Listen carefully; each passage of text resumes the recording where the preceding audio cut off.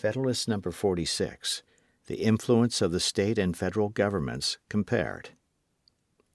From the New York Packet, Tuesday, January 29, 1788. Madison. To the People of the State of New York.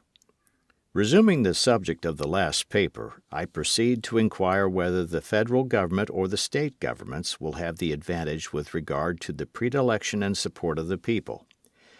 Notwithstanding the different modes in which they are appointed, we must consider both of them as substantially dependent on the great body of the citizens of the United States. I assume this position here as it respects the first, reserving the proofs for another place. The federal and state governments are in fact but different agents and trustees of the people, constituted with different powers and designed for different purposes. The adversaries of the Constitution seem to have lost sight of the people altogether in their reasonings on this subject, and to have viewed these different establishments not only as mutual rivals and enemies, but as uncontrolled by any common superior in their efforts to usurp the authorities of each other. These gentlemen must here be reminded of their error. They must be told that the ultimate authority, wherever the derivative may be found, resides in the people alone, and that it will not depend merely on the comparative ambition or address of the different governments, whether either or which of them will be able to enlarge its sphere of jurisdiction at the expense of the other. Truth, no less than decency, requires that the event in every case should be supposed to depend on the sentiments and sanction of their common constituents. Many considerations, besides those suggested on a former occasion, seem to place it beyond doubt that the first and most natural attachment of the people will be to the governments of their respective states. Into the administration of these a greater number of individuals will expect to rise. From the gift of these a greater number of offices and emoluments will flow. By the superintending care of these, all the more domestic and personal interests of the people will be regulated and provided for. With the affairs of these, the people will be more familiarly and minutely conversant, and with the members of these will a greater proportion of the people have the ties of personal acquaintance and friendship, and of family and party attachments. On the side of these, therefore, the popular bias may well be expected most strongly to incline.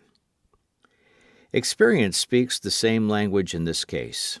The federal administration, though hitherto very defective in comparison with what may be hoped under a better system, had during the war, and particularly while the independent fund of paper emissions was in credit, an activity and importance as great as it can well have in any future circumstances whatever.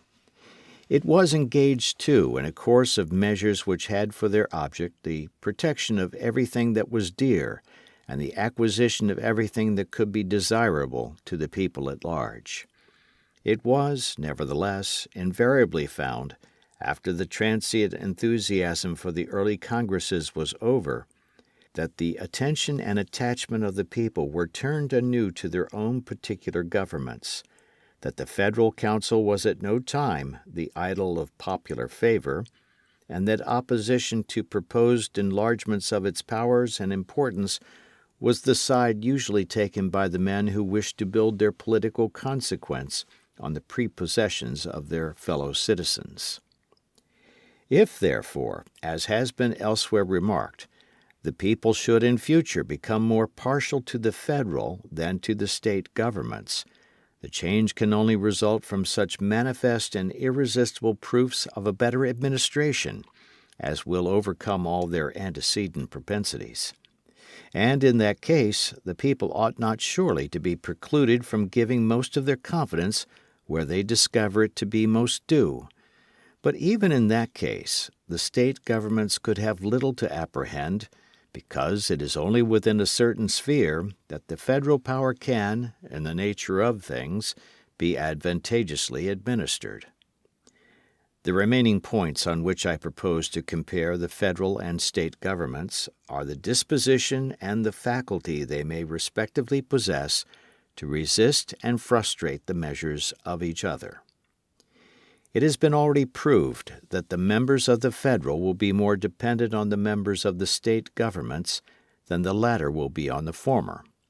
It has appeared also that the prepossessions of the people, on whom both will depend, will be more on the side of the state governments than of the federal government. So far as the disposition of each towards the other may be influenced by these causes, the state governments must clearly have the advantage. But in a distinct and very important point of view, the advantage will lie on the same side. The prepossessions which the members themselves will carry into the federal government will generally be favorable to the states, whilst it will rarely happen that the members of the state governments will carry into the public councils a bias in favor of the general government. A local spirit will infallibly prevail much more in the members of Congress than a national spirit will prevail in the legislatures of the particular states. Everyone knows that a great proportion of the errors committed by the state legislatures proceeds from the disposition of the members to sacrifice the comprehensive and permanent interest of the state to the particular and separate views of the counties or districts in which they reside. And if they do not sufficiently enlarge their policy to embrace the collective welfare of their particular state, how can it be imagined that they will make the aggregate prosperity of the Union and the dignity and respectability of its government the objects of their affections and consultations? For the same reason that the members of the state legislatures will be unlikely to attach themselves sufficiently to national objects, the members of the federal legislature will be likely to attach themselves too much to local objects. The states will be to the latter what counties and towns are to the former.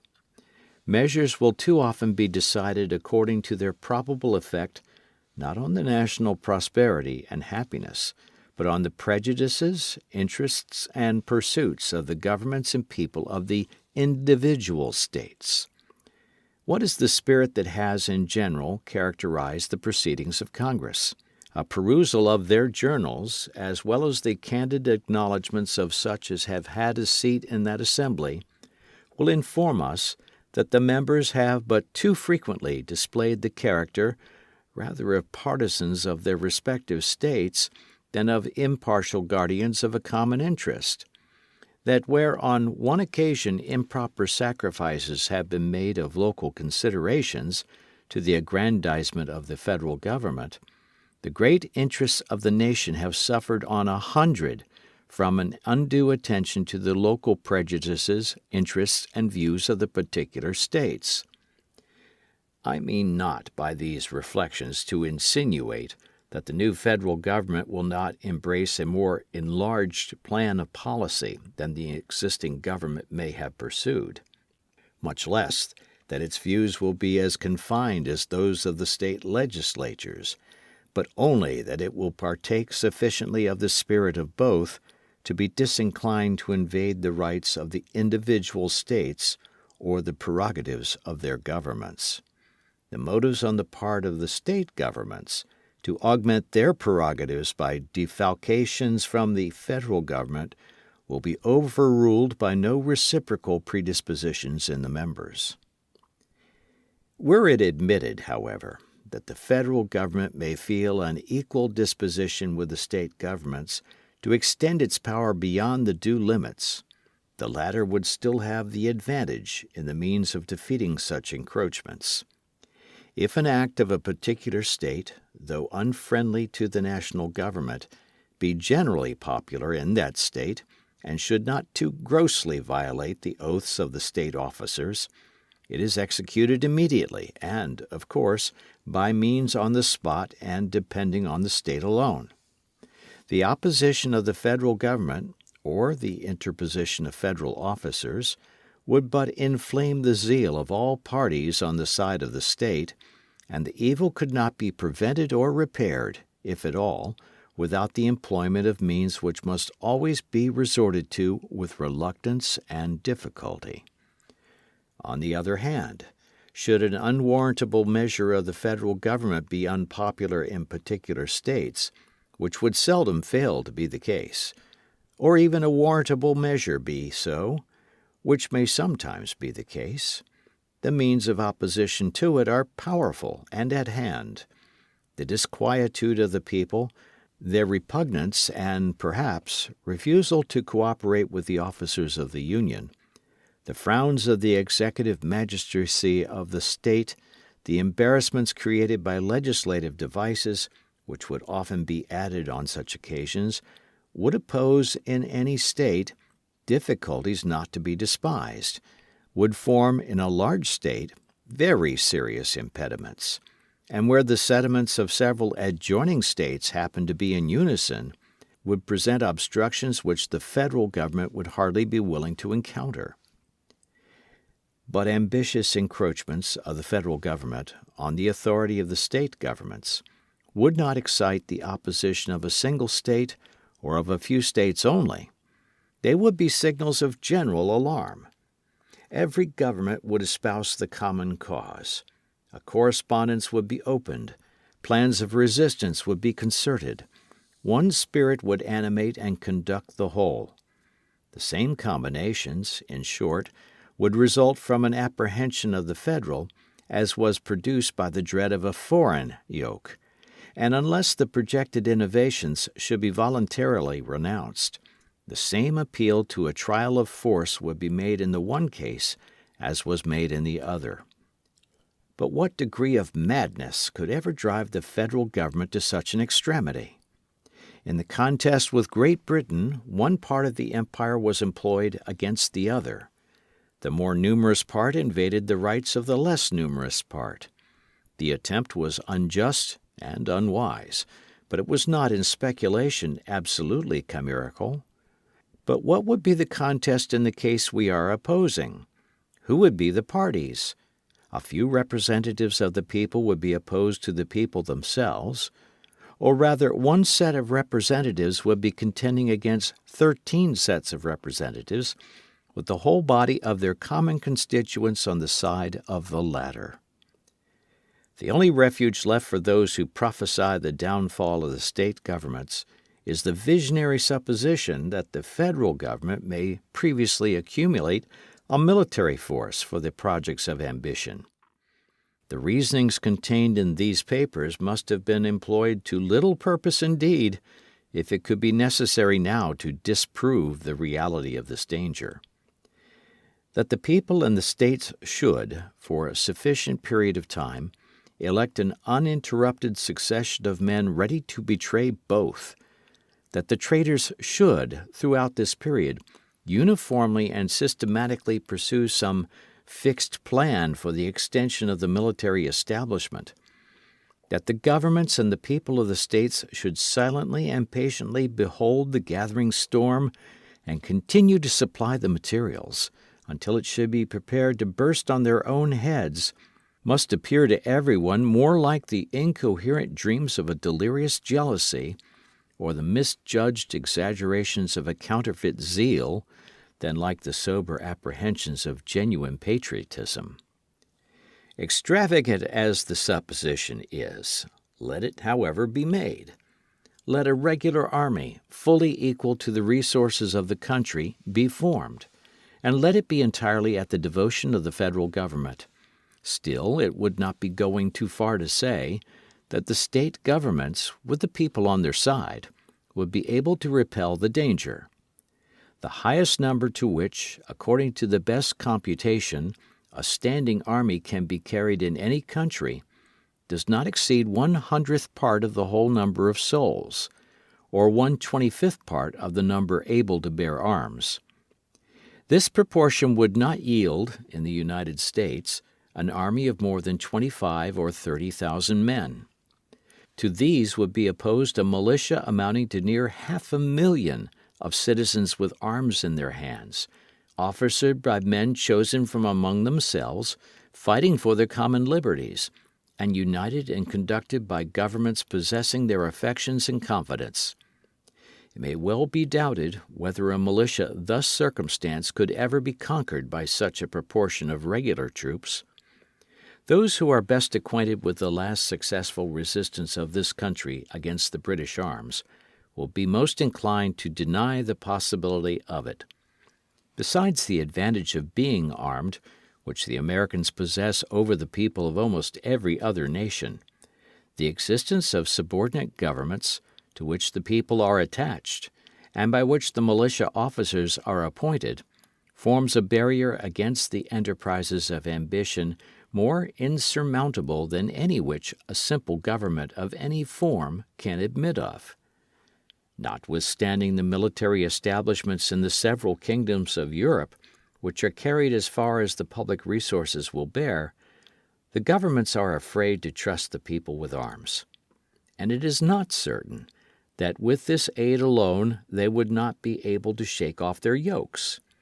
But were the people to possess the additional advantages of local governments chosen by themselves, who could collect the national will and direct the national force, and of officers appointed out of the militia by these governments, and attached both to them and to the militia, it may be affirmed with the greatest assurance that the throne of every tyranny in Europe will be speedily overturned in spite of the legions which surround it. Let us not insult the free and gallant citizens of America with the suspicion that they would be less able to defend the rights of which they would be in actual possession than the debased subjects of arbitrary power would be to rescue theirs from the hands of their oppressors. Let us rather no longer insult them with the supposition that they can ever reduce themselves to the necessity of making the experiment by a blind and tame submission to the long train of insidious measures which must precede and produce it. The argument under the present head may be put into a very concise form, which appears altogether conclusive. Either the mode in which the federal government is to be constructed will render it sufficiently dependent on the people, or it will not. On the first supposition, it will be restrained by that dependence from forming schemes obnoxious to their constituents. On the other supposition, it will not possess the confidence of the people, and its schemes of usurpation will be easily defeated by the state governments, who will be supported by the people. On summing up the considerations stated in this and the last paper, they seem to amount to the most convincing evidence that the powers proposed to be lodged in the federal government are as little formidable to those reserved to the individual states as they are indispensably necessary to accomplish the purposes of the Union, and that all those alarms which have been sounded of a meditated and consequential annihilation of the state governments must, on the most favorable interpretation, be ascribed to the chimerical fears of the authors of them. Signed, Publius.